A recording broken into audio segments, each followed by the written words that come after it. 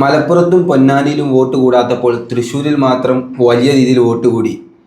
അതിലേക്ക് വരുന്നതിന് മുമ്പ് സാർ, ഇപ്പോൾ രാഹുൽ ഗാന്ധി കൊണ്ടുവന്ന വലിയ രീതിയിൽ കള്ളവോട്ട് ചേർത്തു എന്നുള്ളത്, അപ്പോൾ അതിന് ചുവട് പിടിച്ച് നമ്മൾ നടത്തിയ പഠനത്തിൽ തൃശ്ശൂരും ഇതുപോലെ വലിയ രീതിയിൽ വോട്ട് ചേർത്തിട്ടെന്ന് കേൾക്കുന്നു. ശരിക്കും തൃശ്ശൂർ സുരേഷ് ഗോപി കട്ടെടുത്തതാണോ? തൃശ്ശൂർ സുരേഷ് ഗോപി യഥാർത്ഥത്തിൽ ആളുകളുടെ എന്തെങ്കിലും എടുക്കുകയാണ് എന്ന് പറഞ്ഞപ്പോൾ അത് നിർബന്ധപൂർവ്വം എടുക്കാമായിരുന്നല്ല, അത് യഥാർത്ഥത്തിൽ മോഷ്ടിക്കുകയായിരുന്നു എന്നുള്ളതാണ് നമുക്ക് പറയാനുള്ളത്. ഇപ്പം തെളിഞ്ഞുകൊണ്ടിരിക്കുന്ന കാര്യങ്ങൾ അതാണ്. അതിൻ്റെ കൊച്ചു കൊച്ചു കാര്യങ്ങളൊക്കെ മാധ്യമങ്ങളൊക്കെ തന്നെ റിപ്പോർട്ട് ചെയ്യുന്നുണ്ട്. എന്ന് പറഞ്ഞാൽ പൂങ്കുന്നത്ത് ഏതാണ്ട് ഒരു ഫ്ലാറ്റിൽ അവരുടെ വീടറിയാതെ, അവരെ പോലും അറിയാതെ 9ഓളം വരുന്ന വോട്ടുകൾ ചേർത്തിട്ടുണ്ട് എന്നുള്ളതും, ചില RSS നേതാവായിട്ടുള്ള ഒരാൾ, അദ്ദേഹത്തിൻ്റെ ഭാര്യയുടെയും അതുപോലെ അമ്മയുടെയും ഒക്കെ, ഷാജി വരവൂർ എന്ന് പറയുന്ന ഒരാൾ അമ്മയുടെയും ഒക്കെ വോട്ട് ചേർത്തിട്ടുണ്ടെന്നുള്ളത്, അത് ഇരട്ട വോട്ടാണെന്നുള്ളതും, പിന്നെ കൂടാതെ സുരേഷ് ഗോപിയുടെ അനിയൻ സുഭാഷ് ഗോപിയും ഭാര്യയും തന്നെ അവിടെ വോട്ട് ചേർത്തിട്ടുണ്ടെന്നുള്ളതും, തിരുവനന്തപുരത്തുള്ള സുരേഷ് ഗോപിയുടെ ഡ്രൈവർ അവിടെ വന്ന് വോട്ട് ചേർത്തിട്ടുണ്ട് എന്നുള്ളതും ഒക്കെ നടന്നുകൊണ്ടിരിക്കുകയാണ്. ഷിബിലി, ഒരു കാര്യം ഞാൻ പറയാം, എനിക്ക് വലിയ ഖേദമുണ്ട് പറയാൻ. കാരണം മലപ്പുറത്തും പൊന്നാനിയിൽ പോലെയുള്ള സ്ഥലങ്ങളിൽ കഴിഞ്ഞ തവണ കൂടിയത്ര വോട്ടുകൾ, അതായത് 2014, 2019 കൂടിയത്ര വോട്ടുകൾ കൂടാതിരിക്കുമ്പോൾ ഒരേ ഒരു മണ്ഡലത്തിൽ മാത്രം അഭൂതപൂർവമായ വോട്ടിൻ്റെ കാര്യത്തിൽ വളർച്ചയാണ് ഉണ്ടാകുന്നത്. അത് തൃശ്ശൂരാണ്. അതായത് 2014 മുതൽ 2019 വരെയുള്ള വളർച്ചാ നിരക്ക് നോക്കിയാൽ ഏതാണ്ട് 14ാമത്തെയും 15ാമത്തെയും പൊസിഷനിലാണ് തൃശ്ശൂർ നിൽക്കുന്നത്. അതായത് വളർച്ചാ നിരക്ക് നോക്കുമ്പോൾ അങ്ങനെ നിൽക്കുന്ന 15ാമത്തെ പൊസിഷനിൽ നിൽക്കുന്ന തൃശ്ശൂർ 2024 വരുമ്പോൾ 1ാം സ്ഥാനത്തേക്ക് എത്തുകയാണ്. എന്താണെന്ന് പ്രേക്ഷകർക്ക് അത്ര കൃത്യമായിട്ടുണ്ടാവില്ല, ഞാനൊന്ന് വിശദീകരിക്കാം. പക്ഷെ അതിനു മുമ്പ് മറ്റൊരു കാര്യം കൂടി ഷിബിലിയോട് പറയാം. ഏതാണ്ട് ഒരു 9 മാസം മുമ്പ് പരകാല പ്രഭാകർ എന്ന് പറയുന്ന ഇപ്പോഴത്തെ നമ്മുടെ നിർമ്മലാ സീതാരാമൻ എന്ന് പറയുന്ന ധനമന്ത്രിയുടെ ഭർത്താവ് ഇവിടെ DCCയുടെ, അതായത് എറണാകുളത്തുള്ള കോൺഗ്രസിൻ്റെ ജില്ലാ കമ്മിറ്റിയുടെ ഒരു പരിപാടിക്ക് വേണ്ടി വന്നിരുന്നു. ആ പരിപാടിക്ക് വേണ്ടി അദ്ദേഹം കേരളത്തിൽ എത്തിയപ്പോഴാണെന്നാണ് എൻ്റെ ഓർമ്മ. അദ്ദേഹം റിസാല അപ്ഡേറ്റ് എന്ന് പറയുന്ന അദ്ദേഹം പറഞ്ഞൊരു ചാനലുണ്ട്, ന്യൂസ് എന്ന് പറഞ്ഞ യൂട്യൂബ് ചാനലുണ്ട്. ആ ചാനലിൽ രാജീവ് ശങ്കറിന് ഒരു ഇൻ്റർവ്യൂ കൊടുത്തിരുന്നു. ആ ഇൻ്റർവ്യൂവിൽ അദ്ദേഹം പറഞ്ഞിരുന്ന ഒരു കാര്യം, ഇവിടെ 2024 എന്ന് പറയുന്നത് മോദി തന്നെ സ്റ്റീൽ ചെയ്തിട്ടുള്ള ഒരു ഇലക്ഷനാണ്, കട്ടെടുത്ത ഒരു ഇലക്ഷനാണ് എന്നാണ് അദ്ദേഹം പറഞ്ഞിട്ടുള്ളത്. അതിൽ തന്നെ അദ്ദേഹം പറയുന്നത് 79ഓളം വരുന്ന കോൺസ്റ്റിറ്റ്യുവൻസികളിൽ വളരെ കൃത്യമായി ഇത്തരത്തിലുള്ള ഇലക്ട്രൽ മാനിപ്പുലേഷൻസ് നടന്നിരുന്നുവെന്നും, ആ മാനിപ്പുലേഷൻസ് നടന്നിരുന്നതിൽ ഏറ്റവും പ്രധാനപ്പെട്ട ഒരു മണ്ഡലം കേരളത്തിലുണ്ട് എന്നുമാണ് അദ്ദേഹം പറഞ്ഞത്. അന്ന് അദ്ദേഹം ആ ഇൻ്റർവ്യൂവിൽ പറയുന്നത് അവിടെ മാത്രം ഏതാണ്ട് 83,000ഓളം വോട്ടുകൾ ചേർത്തു എന്നാണ്. നിങ്ങളിത് അടിവരയിട്ട് കേൾക്കണോട്ടാ. 83,000ഓളം വോട്ടുകൾ ചേർത്തു എന്നാണ് പരകാല പ്രഭാകരനെ പോലെയുള്ള ഇന്ത്യ അറിയുന്ന വലിയൊരു എക്കണോമിസ്റ്റ് ആയിട്ടുള്ള BJPയുടെ ഇപ്പോഴത്തെ ധനകാര്യ വകുപ്പ് മന്ത്രിയായിട്ടുള്ള ഭർത്താവ് പറഞ്ഞിട്ടുള്ളത്. ഇദ്ദേഹം അതിന് ഈ എലക്ഷൻ പ്രോസസ്സ് എന്ന് പറയുന്നത് അങ്ങേയറ്റം മോശപ്പെട്ട രീതിയിലാണെന്ന് പറയാൻ അദ്ദേഹം നിരവധി എക്സാമ്പിൾസ് പറയുന്നുണ്ട്. എന്ന് പറഞ്ഞാൽ ഇന്ത്യയുടെ ചരിത്രത്തിൽ എലക്ഷൻ തുടങ്ങിയതിന് ശേഷം ഇതുവരെയുള്ള ചരിത്രം എടുത്ത് വെച്ച് നോക്കുമ്പോൾ വൈകുന്നേരങ്ങളിൽ ഇലക്ഷൻ കമ്മീഷൻ പുറത്തുവിടുന്ന ഡാറ്റ, അതായത് ഗ്രോസ് പോൾ ചെയ്തേക്കുന്ന ഇത്രയാണെന്ന് പറഞ്ഞാൽ അതുമായിട്ട് മാക്സിമം വന്നാൽ 24 മണിക്കൂർ കഴിഞ്ഞ് അത് കൃത്യം കണക്കെടുക്കുമ്പോൾ പോലും 0.5%, 1%-യോ വ്യത്യാസമേ ഉണ്ടാകാറുള്ളൂ. പക്ഷെ ഈ അടുത്തായിട്ട് ഒഡീഷയിൽ അതേതാണ്ട് 12.5%, ആന്ധ്രാപ്രദേശിൽ 5.8% പോലെയുള്ള വലിയ വ്യത്യാസങ്ങൾ ഉണ്ടാകുന്നു എന്നാണ് അദ്ദേഹം പറഞ്ഞിട്ടുള്ളത്. രണ്ടാമത് അദ്ദേഹം പറഞ്ഞിട്ടുള്ളത് അത് മഹാരാഷ്ട്രയിൽ വലിയ ആരോപണമായി വന്നതാണ്. അതെന്താണെന്ന് വെച്ചിട്ടുണ്ടെങ്കിൽ മറ്റ് ഇലക്ഷനുകളിലൊക്കെ തന്നെ 5 മണിയാകുമ്പോഴത്തേക്കും വരുന്ന ഒരു പോൾ പെർസെൻറ്റേജ് ഉണ്ട്. അത് കഴിഞ്ഞിട്ട് വലിയ അഭൂതപൂർവമായ നിലയിൽ പോൾ പെർസെൻറ്റേജുകൾ പല മണ്ഡലങ്ങളിലും കൂടുന്നു എന്നാണ്. എന്ന് പറഞ്ഞാൽ ഇപ്പോൾ മഹാരാഷ്ട്രയിലാണെങ്കിൽ കൃത്യമായി പറഞ്ഞാൽ 5 മണിക്ക് ശേഷമാണ് 8%-ഓളം ആളുകൾ വോട്ട് ചെയ്തിട്ടുള്ളത്. അപ്പോൾ 8% ആളുകൾ വോട്ട് ചെയ്യണമെങ്കിൽ ഏതാണ്ട് രാത്രി ഒരു 10 മണി വരെയോ 12 മണി വരെയോ 1 മണി വരെയൊക്കെ ആളുകൾ നിൽക്കണം. കാരണം ഒരു വോട്ട് ചെയ്യാൻ ഏറ്റവും കുറഞ്ഞത് 1 മിനിറ്റ് അല്ലെങ്കിൽ 2 മിനിറ്റ് സമയം എടുക്കും. അപ്പോൾ അത്തരത്തിൽ അഭൂതപൂർവമായ തിരക്കുകൾ ഉണ്ടായിരുന്നു. എവിടെയാണ് ഈ പറയുന്ന പോലെ വലിയ ക്യൂ ഉണ്ടായത് എന്നാണ് ഇദ്ദേഹം ചോദിക്കുന്നത്.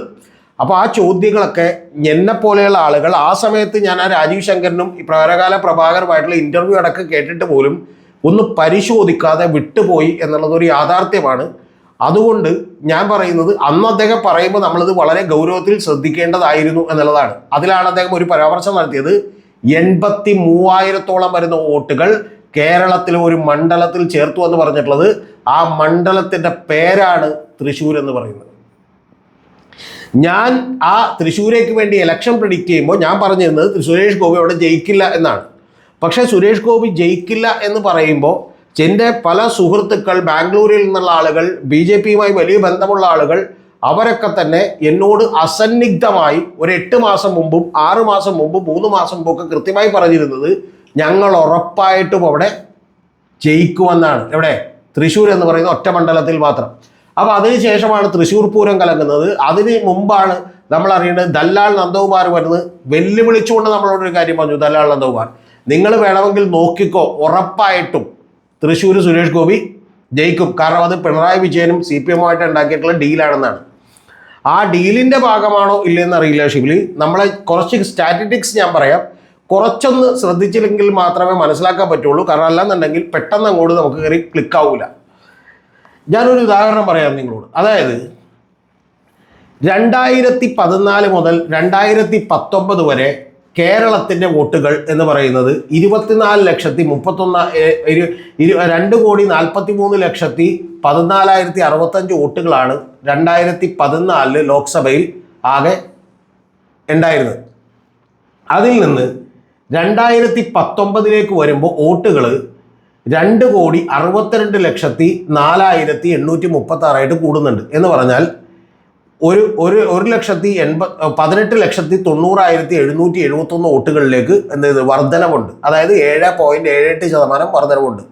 2014 നിന്നും 2019 വരുമ്പോൾ 18,90,000 വർധനവുണ്ട്. എന്ന് പറഞ്ഞാൽ ഏതാണ്ട് ഒരു 19 ലക്ഷത്തിനടുത്തുള്ള വർധനവുണ്ട്. 7.78% വർധനവുണ്ട്.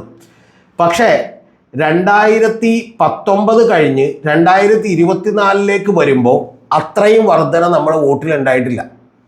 എന്ന് പറഞ്ഞാൽ 2019 കഴിഞ്ഞ് 24 വരുമ്പോഴുള്ള വർധന എന്ന് പറയുന്നത് കേവലം 16,02,172 ഉള്ളൂ. അപ്പോൾ നിങ്ങൾക്ക് മനസ്സിലായി കാണുമല്ലോ. അതായത് നേരത്തെ 18,90,000, അതായത് 19 ലക്ഷം ഉണ്ട്. പക്ഷേ വോട്ടുകൾ എത്രയേ ഉള്ളൂ? ഇവിടെ വന്നപ്പോൾ 16,02,000 വരുന്ന വർധനവേ ഉള്ളൂ. എന്ന് പറഞ്ഞാൽ കഴിഞ്ഞ 2019 2024 വോട്ടുകൾ കൂടിയിട്ടുണ്ട്. പക്ഷെ കൂടിയിട്ടുണ്ടെങ്കിൽ പോലും അത് കേവലം 6.11% മാത്രമാണ്. അതായത് കഴിഞ്ഞ 2014 നിന്ന് 2019 കൂടിയ 19 ലക്ഷത്തിനോളം വോട്ടുകൾ കൂടിയില്ല. പകരം അതിനേക്കാൾ ഏതാണ്ട് ഒരു 3 ലക്ഷം വോട്ടുകൾ കുറവാണ് എവിടെ കൂടിയത്? 2024 കേരളത്തിൽ മൊത്തം കൂടിയത്.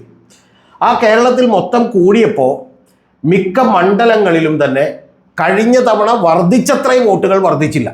ഞാൻ ഒരു ഉദാഹരണം മാത്രം, 2 ഉദാഹരണം മാത്രം നിങ്ങളോട് പറയാം. അതായത് നമുക്ക് സാധാരണയായി വലിയ തോതിൽ വോട്ടുകൾ വർദ്ധിച്ചിട്ടുള്ള 2 മണ്ഡലങ്ങളാണ്. ഒന്നെന്ന് പറയുന്നത് മലപ്പുറം എന്ന് പറയുന്ന നമുക്കെല്ലാം അറിയാം. അവിടെ 1,72,850 വോട്ടുകളാണ് 2014 2019 വർദ്ധിച്ചത്. പൊന്നാനിയിലേക്ക് വരുമ്പോൾ അത് 1,77,720 വോട്ടുകളാണ് വർദ്ധിച്ചത്, മലപ്പുറവും പൊന്നാനിയും. പക്ഷേ ഈ മലപ്പുറത്തും പൊന്നാനിയിലും പോലും 2024 വരുമ്പോൾ അവിടെ വോട്ടുകൾ കുറയുകയാണ് ചെയ്തേക്കുന്നത്. എന്ന് പറഞ്ഞാൽ 1,10,1170 1,14,487 എന്ന് പറഞ്ഞാൽ കഴിഞ്ഞ അവിടെ കൂടിയത്ര വോട്ടുകൾ ഈ 2019 2024 അടക്കമുള്ള 5 കൊല്ലങ്ങൾ കൊണ്ട് കൂടിയില്ല എന്ന് ചുരുക്കം. എന്ന് പറഞ്ഞാൽ ഏതാണ്ട് 11%, 14% ഒക്കെ പെർസെൻറ്റേജ് ഉണ്ടായിരുന്ന അവരുടെ പെർസെൻറ്റേജ് ഓഫ് ഗ്രോത്ത് 8%, 8.5% ഒക്കെ ആയിട്ട് ചുരുങ്ങി. ഞാൻ പറഞ്ഞത് ക്ലിയർ ആണ്. അപ്പോൾ അത്തരത്തിൽ ബാക്കി എല്ലാ മണ്ഡലങ്ങളിലും ചുരുങ്ങിയപ്പോൾ പോലും ചുരുങ്ങാതിരുന്ന 4 മണ്ഡലങ്ങളെ നമുക്കുള്ളൂ. അതിൽ ഏറ്റവും ആദ്യത്തേത് വടകരയാണ്. വടകരയിൽ 2014 അവരുടെ വോട്ട് വർധനമെന്ന് പറയുന്നത് 1,09,895 എന്ന് പറഞ്ഞാൽ 9.32%. പക്ഷേ അതിൽ നിന്ന് വളരെ ചെറിയൊരു വർധനമുണ്ടായി വടകരയിൽ 2024 വന്നപ്പോൾ. അതായത് 2019 നിന്ന് വർദ്ധിച്ചതിനേക്കാൾ 2024 കുറച്ചും കൂടി. ആ കൂടിയെന്ന് പറയുന്നത് 1,35,866 എന്ന് പറഞ്ഞാൽ 10.54%. അതായത് 1.22% പഴയതിനേക്കാൾ കൂടുതലാണ്. ഇനി അടുത്തതെന്ന് പറയുന്നത് നമ്മുടെ മറ്റൊരു മണ്ഡലം എന്ന് പറയുന്നത് ആലത്തൂരാണ്. ആലത്തൂരും ഇത്തരത്തിലുള്ള കൂടിയിട്ടുണ്ട്. ആലത്തൂർ കൂടിയേക്കുന്നത് 1.63% കൂടിയിട്ടുണ്ട് എന്ന് പറഞ്ഞാൽ 73,389 വോട്ടുകൾ കൂടിയിട്ടുണ്ട്. അപ്പോൾ അത് കൂടി. പിന്നെ കൂടിയേക്കുന്നത് കോട്ടയത്താണ്. കോട്ടയത്ത് കൂടിയേക്കുന്നത് പഴയ ഗ്രോത്തുമായി കമ്പയർ ചെയ്യുമ്പോൾ 0.18 ആണ്. എന്ന് പറഞ്ഞാൽ ഞാൻ ഒന്നുകൂടി ക്ലാരിറ്റിയോട് പറഞ്ഞാൽ 45,431 വോട്ടാണ് 2014 മുതൽ 2019 വരെ കൂടിയത്. എന്നാൽ ഇവിടെ എത്തുമ്പോൾ 49,440 വോട്ടുകൾ കൂടി. അപ്പോൾ മനസ്സിലായല്ലോ നിങ്ങൾക്ക്, വളരെ ചെറിയൊരു കൂടലേ ഉണ്ടായിട്ടുള്ളൂ എന്ന് പറഞ്ഞാൽ.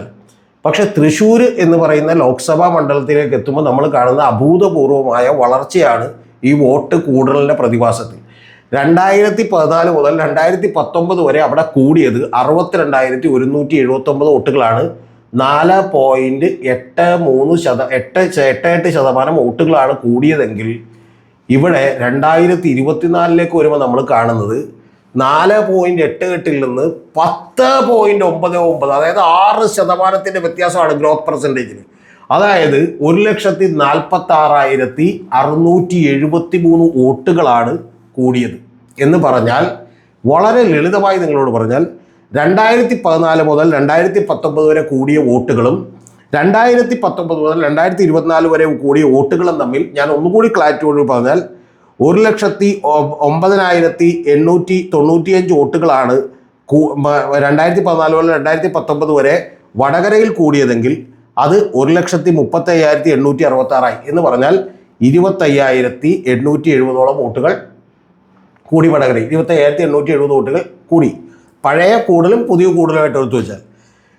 ആലത്തൂര് 50,587 വോട്ടാണ് 2014 മുതൽ 2019 വരെ കൂടിയത്. എന്നാൽ 2019 മുതൽ 2024 വരെ ആകുമ്പോൾ 73,389 വോട്ടുകൾ കൂടി. എന്ന് പറഞ്ഞാൽ 22,802 വോട്ടുകളാണ് പഴയ കൂടുതലുമായി കമ്പയർ ചെയ്താൽ ഇത്തവണ കൂടിയിട്ടുള്ളത്. നമുക്ക് വിടാം. തൊട്ടടുത്ത് എന്ന് പറയുന്നത് കോട്ടയമാണ്. കോട്ടയത്ത് 45,431 വോട്ടുകളാണ്. ഞാൻ നിങ്ങളോട് ഓൾറെഡി പറഞ്ഞു 49,440 വോട്ടുകൾ, അതായത് വെറും 4,809 വോട്ടാണ് പഴയ കൂടുതലുമായി കമ്പയർ ചെയ്തിട്ടുണ്ടെങ്കിൽ കൂടിയത്. 0.18% കൂടുതലുള്ളൂ. അതേസമയം തൃശ്ശൂർ എന്ന് പറയുന്ന അത്ഭുതകരമായൊരു മണ്ഡലത്തിൽ മാത്രം 62,179 വോട്ടുകളാണ് 2014 മുതൽ 2019 വരെ കൂടിയതെങ്കിൽ 2019 മുതൽ 2024 വരുമ്പോൾ കൂടുന്നത് കേരളത്തിൻ്റെ ഒരു മണ്ഡലത്തിലും സംഭവിക്കാത്ത പോലെ 1,46,673 വോട്ടുകളാണ്.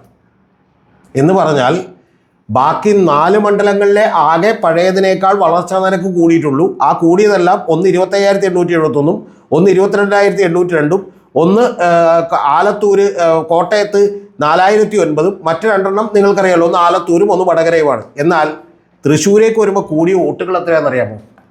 84,443 വോട്ടുകളാണ്. എന്ന് പറഞ്ഞാൽ പഴയ ഗ്രോത്തിനേക്കാൾ പുതിയ ഗ്രോത്ത് എന്ന് പറയുന്നത് 6% കൂടിയ ഒറ്റ പാർലമെൻറ്റ് കോൺസ്റ്റിറ്റ്യുവൻസി കേരളത്തിലുള്ളൂ. അത് നമ്മുടെ പ്രിയപ്പെട്ട സുരേഷ് ഗോപിയുടെ അനിയനൊക്കെ വന്ന് വോട്ട് ചേർത്തിട്ടായിരിക്കും സുരേഷ് ഗോപി ജയിച്ച മണ്ഡലമാണ്. എന്ന് പറഞ്ഞാൽ അതിവിചിത്രമായിട്ടുള്ള സ്റ്റാറ്റിസ്റ്റിക്സ് ആണ് ഇത് എന്ന് ഞാൻ പറയാതെ തന്നെ നിങ്ങൾക്കറിയാം. ബാക്കി എല്ലാ മണ്ഡലങ്ങളിലും കൂടിയപ്പോൾ ആലത്തൂര്, അതായത് പഴയ വോട്ട് കൂടലും ഇപ്പോഴത്തെ വോട്ട് കൂടലും തമ്മിൽ ഈ പറയുന്ന ബാക്കിയുള്ള മണ്ഡലങ്ങളിലൊക്കെ വ്യത്യാസം എന്ന് പറയുന്നത് വടകരയിൽ അത് 1.22% ആണ്, ആലത്തൂര് അത് 1.63% ആണ്. അതേസമയം കോട്ടയത്ത് വളരെ നെഗ്ലിജിബിൾ ആയിട്ടുള്ള 0.18% ആണ്, 4,000 സംതിങ് വോട്ട് മാത്രമേ കൂടിയുള്ളൂ. പക്ഷെ തൃശ്ശൂർ മാത്രം കഴിഞ്ഞ തവണ 4%, ഇത്തവണ 10.97% എന്ന് പറഞ്ഞാൽ 6.09% വർധനവാണ്. എന്ന് പറഞ്ഞാൽ 2024 എത്തുമ്പോഴേക്കും ഏറ്റവും കൂടുതൽ വോട്ട് വർദ്ധിക്കുന്ന മണ്ഡലമായി തൃശ്ശൂർ മാറിയെന്ന് മാത്രമല്ല, മൊത്തം കേരളത്തിൽ യഥാർത്ഥത്തിൽ മലപ്പുറത്തും പൊന്നാനിയിലും കോഴിക്കോടും പോലെയുള്ള സ്ഥലങ്ങളിൽ പോലും വോട്ടുകൾ കുറയുമ്പോൾ വലിയ വർധനവാണ് ഈ പറയുന്ന തൃശ്ശൂരുണ്ടായിട്ടുള്ളത്. അതും കൂടി മനസ്സിലാക്കുമ്പോൾ ഞാൻ നേരത്തെ അടിവരയിട്ട് പറഞ്ഞൊരു വാചകം നിങ്ങൾ കേൾക്കണം. കൂടിയേക്കണ വോട്ട് എത്രയാണെന്ന് ഞാൻ പറഞ്ഞു, 84,444 വോട്ടാണ്. അതായത് അസ്വാഭാവികമായി കൂടിയേക്കണത്. മൊത്തം കൂടിയത് 1,46,000 പക്ഷേ കഴിഞ്ഞ തവണത്തെ വോട്ടുകൾ അതുപോലെ കൂടിയിട്ടുണ്ട് എന്ന് നമുക്ക് വിചാരിക്കാം. പക്ഷെ അതല്ലാതെ കൂടിയേക്കണത് 84,453 ഇപ്പോഴാണ് 9 മാസങ്ങൾക്ക് മുമ്പ് കരൺ താപ്പർ മുതൽ നമ്മുടെ ഇവിടെയുള്ള റിസാല അപ്ഡേറ്റിൽ രാജീവ് ശങ്കറിന് വരെ അഭിമുഖം കൊടുത്തിട്ടുള്ള നമ്മുടെ പ്രിയപ്പെട്ട നിർമ്മല സീതാരാമൻ്റെ ഭർത്താവായിട്ടുള്ള പരകാല പ്രഭാകർ നമ്മളോട് പറഞ്ഞിരുന്ന വോട്ടുകൾ കേരളത്തിലെ ഒരു കോൺസ്റ്റിറ്റ്യുവൻസി 79 എണ്ണത്തിൽ ഒരെണ്ണം BJP എയിം ചെയ്യുന്നുണ്ട്. അവിടെ കൂടിയിട്ടുള്ള വോട്ടുകൾ, അവിടെ നിന്ന് പുറത്തു നിന്ന് ചേർത്തിട്ടുള്ള ഹൈക്കായിട്ടുള്ള വോട്ടുകൾ എന്ന് പറയുന്നത് 83,000 ആണെന്നാണ് പറഞ്ഞത്. ഇപ്പോൾ കൂടിയേക്കുന്ന വോട്ട് എത്രയാണ്? 84,444. എങ്ങനെയുണ്ട്? ഇനി പരകാല പ്രഭാകർ എന്ന് പറയുന്ന മനുഷ്യൻ പറയുന്നത് ഇന്ത്യയിലെ 79 മണ്ഡലങ്ങളിലായി BJP ഇത്തരത്തിൽ 5 ലക്ഷം വരുന്ന 5 കോടിയോളം വരുന്ന വോട്ടുകൾ കൂടുതലായിട്ട് ഹൈക്ക് ചെയ്തിട്ടുണ്ട്, ചേർത്തിട്ടുണ്ട് എന്നാണ് പറയുന്നത്. ചില സ്ഥലങ്ങളിൽ ചേർക്കും, ചില സ്ഥലങ്ങളിൽ എലിമിനേറ്റ് ചെയ്യും. അങ്ങനെ ക്രിസ്റ്റൽ ക്ലിയറായ ഒരു പദ്ധതി നടപ്പിലാക്കുകയാണ്. ഇതാണ് നമ്മൾ പറയുന്നത്. ഇതുകൊണ്ടാണ് പലപ്പോഴും ചില സ്ഥലങ്ങളിൽ കോൺഗ്രസ് ജയിക്കുന്നില്ലേ, ചില സ്ഥലങ്ങളിൽ എന്ത് ചെയ്യുന്നില്ലേ, മറ്റേ ഇവർ ജയിക്കുന്നില്ലേ എന്നൊക്കെ ചോദിച്ചാൽ ഇത് വളരെ ക്രിസ്റ്റൽ ക്ലിയർ ആയിട്ടുള്ള ഒരു പ്ലാനാണ്. ആ പ്ലാൻ എങ്ങനെയാണെന്ന് കൂടി ഞാൻ നിങ്ങളോട് പറയാം. കാറ്റിൻ്റെ എൻട്രൻസ് പരീക്ഷയുണ്ട്, കോമൺ അഡ്മിഷൻ ടെസ്റ്റ് എന്ന് പറയുന്ന MBAയുടെ എൻട്രൻസ് പരീക്ഷ ഉണ്ട് കാറ്റ്. ആ കാറ്റിൻ്റെ പരീക്ഷ എഴുതാൻ ഒരു തവണ ഞാൻ പോയി എഴുതുന്ന ദിവസം അത് യഥാർത്ഥത്തിൽ ഓൾ ഇന്ത്യ ലെവലിൽ ആ പരീക്ഷയുടെ ക്വസ്റ്റ്യൻ പേപ്പർ ലീക്കായി എന്ന് പറഞ്ഞിട്ടുണ്ടെങ്കിൽ എൻ്റെ പ്രേക്ഷകർ ശ്രദ്ധിച്ച് കേൾക്കണം. കാരണം ഇത് കുറച്ച് പെട്ടെന്ന് അങ്ങോട്ട് നമുക്ക് ഡൈജസ്റ്റ് ആവില്ല. ലീക്കാവുന്ന ക്വസ്റ്റ്യൻ പേപ്പർ എങ്ങനെ ലീക്കാവുമെന്ന് വെച്ചാൽ അതിൻ്റെ ക്വസ്റ്റ്യൻ പേപ്പർ ലീക്കായാലും ഒരു കുഴപ്പമില്ല. കാരണം പരീക്ഷയിൽ ഒരാൾ ഫുൾ മാർക്ക് മേടിച്ചാൽ നാളെ രാവിലെ അന്വേഷണം വരും, പരീക്ഷ ക്യാൻസൽ ചെയ്യും. കാരണം അങ്ങനെ ഒരാൾക്ക് ഫുള്ള് മേടിക്കാൻ പറ്റാത്ത രീതിയിലാണ് ആ ക്വസ്റ്റ്യൻ പേപ്പർ ഡിസൈൻ ചെയ്യുന്നത്. വെർബൽ എബിലിറ്റി, ക്വാണ്ടിറ്റേറ്റീവ് ആപ്റ്റിറ്റ്യൂഡ്, ഇത്തരത്തിൽ മാത്സിൻ്റെയൊക്കെ പല ഭാഗങ്ങൾ അടങ്ങിയിട്ടുള്ള ക്വസ്റ്റ്യൻ പേപ്പറാണ്. അപ്പോൾ ഈ ക്വസ്റ്റ്യൻ പേപ്പറിൽ ഒരു കട്ട് ഓഫ് മാർക്ക് വെക്കും. അതല്ലെങ്കിൽ ക്വസ്റ്റ്യൻ പേപ്പർ ഉണ്ടാക്കുന്ന ആളുകൾക്ക് തന്നെ അറിയാം ഇതിൽ മാക്സിമം എത്ര മാർക്ക് ഒരാൾക്ക് എന്ത് ചെയ്യാൻ പറ്റും, മേടിക്കാൻ പറ്റും. അതിനും അപ്പുറത്തേക്ക് വന്നാൽ ഇതിൻ്റെ പുറത്ത് അന്വേഷണം വരും. അപ്പോൾ അതുകൊണ്ട് ഈ ക്വസ്റ്റ്യൻ പേപ്പർ ലീക്ക് ചെയ്തത് ഒരു ഡോക്ടറുടെയൊക്കെ നേതൃത്വത്തിലാണ്. അവർ വലിയ പാർട്ടിയായിരുന്നു. അദ്ദേഹത്തിൻ്റെ അസറ്റുകളൊക്കെ കണ്ടെത്തിയപ്പോൾ 100 കോടി കണ്ടെത്തിയിട്ടുണ്ട്. നീറ്റടക്കം പല പരീക്ഷകൾക്കും ഇവർ ഇത്തരത്തിലുള്ള വലിയ ഗാങ് ഉണ്ടായിരുന്നു എന്നാണെന്ന് പറഞ്ഞു കേട്ടിരുന്നത്. അവർ ചെയ്തുകൊണ്ടിരുന്ന പരിപാടി എന്താണെന്നറിയാമോ? ക്വസ്റ്റ്യൻ പേപ്പർ അല്ല ലീക്ക് ചെയ്യുന്നത്, പകരം നിങ്ങളുടെ OMR ഷീറ്റ് അവർ നിങ്ങൾക്ക് ഡാർക്കൺ ചെയ്ത് തരും. അതായത് ബബിൾസ് ഡാർക്കൺ ചെയ്ത് അങ്ങോട്ട് തരും. ആ ഡാർക്കൺ ചെയ്യുന്ന OMR ഷീറ്റ് നിങ്ങൾ അങ്ങോട്ട് വെക്കണം. നിങ്ങൾ അതിൽ ഒരു പണിയും എടുക്കാൻ പാടില്ല. കാരണം അവർ നല്ല ബുദ്ധിയുള്ളവരാണ്, മിടുക്കന്മാരായിട്ടുള്ള ആളുകളാണ് ബാക്കിലിരിക്കുന്നത്. അതുകൊണ്ട് അവർക്കറിയാം ഈ ക്വസ്റ്റ്യൻ പേപ്പർ അവരുടെ കയ്യിലേക്ക് കിട്ടിക്കഴിയുമ്പോൾ അതിൽ ഇത് പരീക്ഷ എഴുതി പാസ്സായിട്ടുള്ള മിടുക്കരായിട്ടുള്ള ആളുകളെ വെച്ചുകൊണ്ട് അവരുടെ അനാലിസിസ് നടത്തും. ഇതിൽ 100% കിട്ടണമെങ്കിൽ എത്ര വന്നം, എത്രയാണ് ഏറ്റവും 90% മുകളിലേക്ക് വരേണ്ടത്, എത്രയാണ് 80% മുകളിലേക്ക് വരേണ്ടത് എന്നുള്ളതിനനുസരിച്ച് അവർ കറക്റ്റും എഴുതും, റോങ്ങും എഴുതും. അപ്പം നിങ്ങൾക്ക് ഏകദേശം കിട്ടേണ്ട മാർക്ക് കൃത്യമായിട്ട് കിട്ടും. നിങ്ങൾ ചില വിഷയങ്ങൾക്ക് നിങ്ങൾക്ക് താഴെ ആയിരിക്കും, പക്ഷെ കട്ട് ഓഫ് മാർക്കിന് മുകളിലായിരിക്കും. ഈ കട്ട് ഓഫ് മാർക്ക് തന്നെ തീരുമാനിക്കണം എങ്ങനെയാണെന്ന് വെച്ചിട്ടുണ്ടെങ്കിൽ ക്വസ്റ്റ്യൻ പേപ്പർ ഇറങ്ങിക്കഴിഞ്ഞ് പരീക്ഷ എല്ലാവരും എഴുതി കഴിഞ്ഞാണ് കട്ട് ഓഫ് മാർക്ക് തീരുമാനിക്കണം. അതായത് വളരെ ഇൻ്റലിജൻ്റ് ആയിട്ടുള്ള ബ്രില്യൻ്റ് ആയിട്ടുള്ള ഒരു അധ്യാപകനെ മാത്രമേ ഇതിൽ എത്രത്തോളം കട്ട് ഓഫ് കൊടുക്കാൻ പറ്റും, ആവറേജ് എന്നൊക്കെ മനസ്സിലാക്കാൻ പറ്റുള്ളൂ. അപ്പോൾ അതെല്ലാം മനസ്സിലാക്കുന്ന അതിഗംഭീരമായിട്ടുള്ള രീതിയിൽ ക്വസ്റ്റ്യൻ പേപ്പർ എന്ത് ചെയ്യുന്നു, ഈ ഇന്ത്യ മുഴുവൻ വിറ്റിട്ടുണ്ട് എന്നുള്ളത് നിങ്ങൾ ആലോചിക്കണം. എന്ന് പറഞ്ഞാൽ കോമൺ അഡ്മിഷൻ ടെസ്റ്റ് എഴുതാൻ പോകുന്ന ആളുകളെ കണ്ടുപിടിച്ച് അവരെ ഹോട്ടലിൽ വരുത്തി അവരോട് സംസാരിച്ച് ലക്ഷങ്ങൾ മേടിച്ച് അവർക്ക് ഗോവ ഇൻസ്റ്റിറ്റ്യൂട്ട് ഓഫ് മാനേജ്മെൻറ്റിലാണ് കിട്ടേണ്ടതെങ്കിൽ ഒരു OMR ഷീറ്റ് കൊടുക്കും. നിങ്ങൾക്ക് IIM അഹമ്മദാബാദ് തന്നെ കിട്ടണം, അല്ലെങ്കിൽ IIM ബാംഗ്ലൂർ എന്ന് പറയുന്ന ഇന്ത്യയിലെ ഏറ്റവും വലിയ MBA കോളേജിൽ തന്നെ കിട്ടണമെന്നുണ്ടെങ്കിൽ അവർക്ക് ഏതാണ്ട് 100% വരാവുന്ന ഒരു OMR ഷീറ്റ് കൊടുക്കും. നിങ്ങൾക്ക് ടോപ്പ് 30 കോളേജിൽ കിട്ടിയാൽ മതിയെങ്കിൽ അത്രയും കാശ് കൊടുത്താൽ മതി, അതിനുള്ള OMR ഷീറ്റ് കൊടുക്കും. എന്ന് പറഞ്ഞാൽ ബുദ്ധിയില്ലാത്ത ഒരാൾക്ക് ആ പണി ചെയ്യാൻ പറ്റില്ല, പക്ഷെ ബുദ്ധിയുള്ളവർക്ക് അതിഗംഭീരമായി ചെയ്യാവുന്ന പണിയാണ്. അപ്പോൾ അതുകൊണ്ടാണ് 540 വരുന്ന ലോക്സഭാ സീറ്റുകളിൽ 79 എണ്ണം കൃത്യമായി കാൽക്കുലേറ്റ് ചെയ്യും. ആ 79 എണ്ണത്തിൽ തന്നെ ഏതെങ്കിലും ഒരു കോൺസ്റ്റിറ്റ്യുവൻസിയിൽ മാത്രം കൃത്യമായിട്ട് അത് മാനിപ്പുലേറ്റ് ചെയ്യുകയും പലപ്പോഴും അതിനു വേണ്ടിയിട്ട് വലിയ സ്ട്രാറ്റജികൾ ഞങ്ങൾ ബിൽഡ് ചെയ്തു, അല്ലെങ്കിൽ വലിയ പദ്ധതികൾ ഞങ്ങൾ പ്രഖ്യാപിച്ചു എന്നുള്ള നരേറ്റീവും ഒക്കെ ഉണ്ടാകുന്നത് അങ്ങനെയാണ്. ഇപ്പോൾ ഹരിയാനയിൽ ഞാനടക്കം പറഞ്ഞിട്ടുണ്ട്, ധർമ്മേന്ദ്ര പ്രധാൻ എന്ന് പറയുന്ന ഒരു മന്ത്രിയെ തന്നെ അവിടെ അസൈൻമെൻറ്റ് കൊടുത്തുകൊണ്ട് ആ മന്ത്രിയെ കൃത്യമായി പ്ലാൻ ചെയ്തുകൊണ്ട് വോട്ടുകൾ ഭിന്നിക്കാനുള്ള ആളുകളെ നിർത്തിക്കൊണ്ട് ഇങ്ങനെ കൃത്യമായിട്ട് സ്ട്രാറ്റജിക്കൽ പ്ലാൻ ചെയ്യുന്നു എന്ന് പറയുന്ന എല്ലാം ചെയ്യുന്ന ഒരു വലിയ പ്രൊജക്റ്റിൻ്റെ ഒപ്പം ഇത്തരത്തിലുള്ള വോട്ട് ചേർക്കലുകൾ കൂടി നടത്തുന്നു. ഇത് ആദ്യമൊന്നും സത്യത്തിൽ രാഹുൽ ഗാന്ധിക്കോ പ്രതിപക്ഷത്തിനൊന്നും മനസ്സിലായില്ല ഇതെങ്ങനെ സംഭവിക്കുന്നു എന്ന്. പക്ഷേ പിന്നീട് അതുകൊണ്ടാണ് അവർ വോട്ടിംഗ് മെഷീനെയും മറ്റേ ബാക്കി ഈ പറയുന്ന ഇലക്ട്രോണിക് വോട്ടിംഗ് മെഷീനെയൊക്കെ കുറ്റം പറഞ്ഞത്. അതിൻ്റെ ഉള്ളിലും ചില സംശയങ്ങളുണ്ട്, ഇപ്പോഴും അത് മാറിയിട്ടില്ല. പക്ഷെ അതോടൊപ്പം തന്നെ ഇത്ര ഗംഭീരമായി നടത്തുന്ന ഒരു പണിയാണ്. ആ പണിയാണ് ഇപ്പോൾ നമ്മൾ ആ പണിയുടെ ചെറിയ ചെറിയ മറ്റേ വലിയ വലിയ തെളിവുകളാണ് പുറത്തേക്ക് ഇപ്പോൾ തൃശ്ശൂരിൽ നിന്നും വന്നുകൊണ്ടിരിക്കുന്നത്.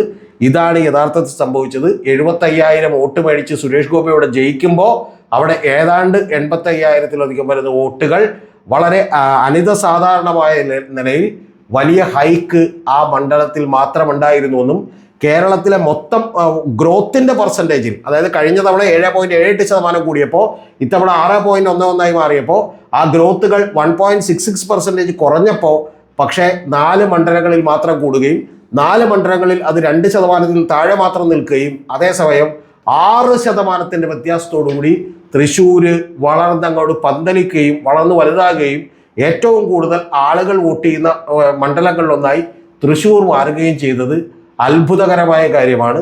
ഇത്തരത്തിൽ അലാവുദ്ദീൻ്റെയും അത്ഭുത വിളക്കിൻ്റെയും സഹായം കൊണ്ടുകൂടിയാണ് പ്രിയപ്പെട്ട സുരേഷ് ഗോപി ജയിച്ചത്. അതുകൊണ്ടാണ് അദ്ദേഹത്തിന് വാ തുറക്കാൻ മടിയുള്ളത്.